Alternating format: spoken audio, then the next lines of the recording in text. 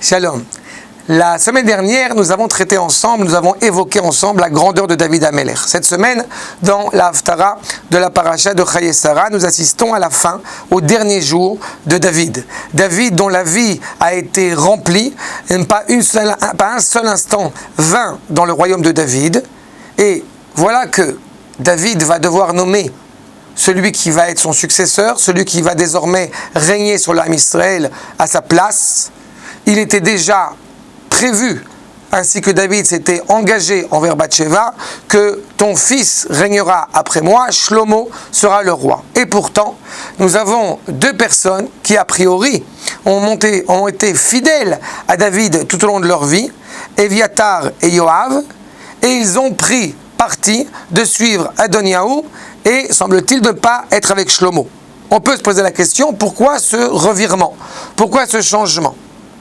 Et avant d'y répondre, juste rappelons qu'un autre des fils de David avait fait preuve de traîtrise, s'était révolté contre son père, c'est Avshalom. Mais à la différence de Adoniaou, qui a pris deux personnes qui étaient fidèles à David, Avshalom s'était équipé de près de 200 000 hommes qui même ne savaient pas dans quel but, quel était l'objectif, quelle était la finalité du combat qu'ils allaient mener, alors que ici, nous avons ces deux personnes qui ont fait preuve, justement, je répète, Yoav et Éviatar, qui ont fait preuve de fidélité envers David. Et pourquoi ont-ils opéré ce revirement ? Alors on peut éventuellement répondre que nous arrivons à la fin des jours de David et qu'effectivement ils ont jugé bon de nommer quelqu'un, de s'attacher à quelqu'un qui semble-t-il serait un roi enviable à la place de David en ce temps. Mais David s'est déjà engagé que ce serait Shlomo. Une autre réponse possible, qui est absolument terrible, que va nous ramener justement le Chida, c'est que ce n'est pas justement preuve de fidélité qu'ils ont montré à l'égard de David, puisque ça a été ceux, Yoav et Éviatar, qui ont organisé la révolte contre David. Mais comment peut-on évoquer un tel propos alors que nous parlions de fidélité à l'égard de David? D'autre part, que faut-il avec Adoniaou? La réponse rapportée par Bina Laetim, le Rav Azaria Fidjol, la réponse apportée par ce maître est la suivante, elle est assez exceptionnelle.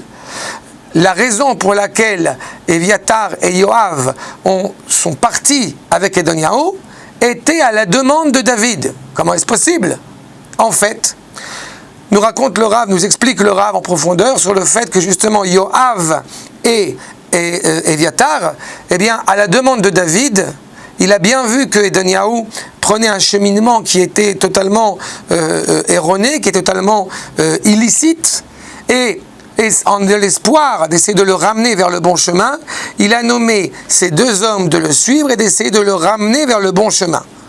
Donc dans ce cas-là, eh bien, il aurait été souhaitable que Éviatar et Adoniaou, plutôt qu'être influencés, Éviatar et Yoav, plutôt qu'être influencés par Adoniaou, ils auraient dû, au bout du compte, l'influencer. Mais ce n'est pas ce qui s'est produit, ils ont au contraire été influencés par lui. Comment ont-ils pu être influencés par Adoniaou? La réponse nous est donnée par le Malbim, sur le fait que il y avait quelque chose, une revendication personnelle, un sentiment qu'ils avaient été éloignés de David, tous les deux pour une raison très distincte. Yoav, tout d'abord, qui avait commis un acte terrible dans la mesure où il a tué Avner, dans la mesure où il a tué Avshalom. Cette réalité, au bout du compte, a amené, semble-t-il, et c'est ainsi, c'est l'argument que va utiliser Adoniaou, eh bien, qui va le laisser penser que David, au bout du compte, l'a écarté de lui. Yoav, dans une autre mesure, Yoav qui était Cohen, Éviatar qui était Cohen, eh bien, au moment où David a dû fuir Jérusalem, prenant conseil auprès du Cohen, justement pour savoir, selon les Urim et Tumim, le pectoral, où des questions importantes pour la pérennité du peuple seraient posées, eh bien, Éviatar n'a pas su répondre, Éviatar n'a pas osé répondre. Et là encore, l'un dans son rôle de militaire, l'autre dans son rôle, justement, de pontife devant Akadosh Baruch Hu, tous les deux ont été éloignés. Alors, au bout du compte, on pourrait penser qu'il y a eu un intérêt personnel chez David qui fait que cette révolte qu'ils ont eue a été, au bout du compte, motivée par une décision peut-être maladroite de David? Eh bien, nous découvrons qu'en fait, il n'en est rien. Au contraire, c'est la main de la providence divine. David n'a fait que réaliser ce qui était déjà exigé de la part du Créateur. Notamment le fait que Éviatar est descendant des enfants de Élie à Cohen, et il était fondamental.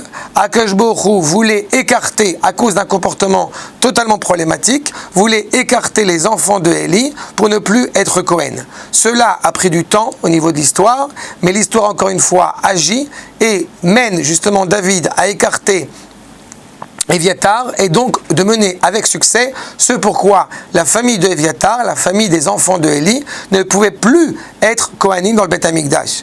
Parfois nous assistons à des épisodes historiques, des combats politiques, des rixes entre tel ou tel dirigeant. Qui va diriger au bout du compte le peuple? Et on se pose la question, où est la présence d'Akadosh Baruch Hu?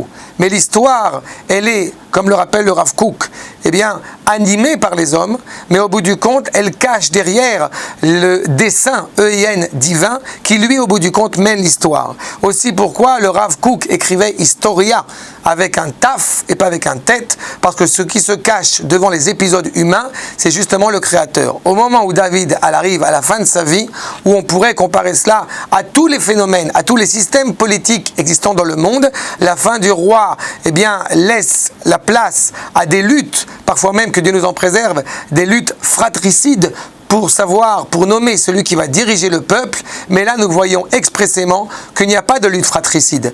Shlomo HaMelech avait déjà pensé, avait déjà réfléchi au fait que leur fidélité n'était que succincte et que leur volonté n'était pas au bout du compte de se révolter contre celui qui va être le futur dirigeant, contre une révolte contre Shlomo, mais au contraire était une révolte contre David, contre l'essence même de la royauté. David n'étant pas mort, David ayant nommé Shlomo, il était hors de propos de nommer quelqu'un d'autre à la place de David, et donc par conséquent à la place de Shlomo. Ainsi, Shlomo HaMelech, il va assurer la sérénité du peuple pendant quelques années, ce que ne pouvait assurer ni Edoniaou ni Avshalom.